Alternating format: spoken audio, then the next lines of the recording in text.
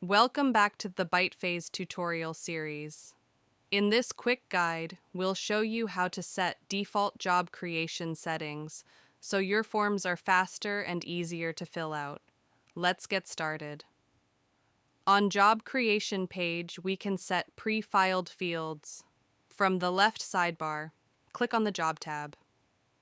Next, click on Job Settings. Click on the Default Job Creation Settings tab.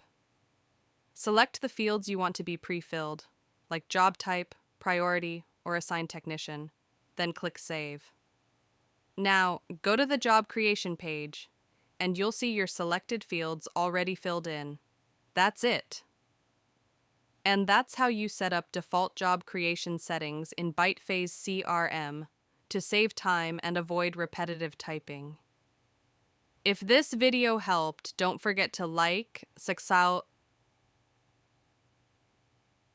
subscribe, and tap the bell icon for more quick CRM tips.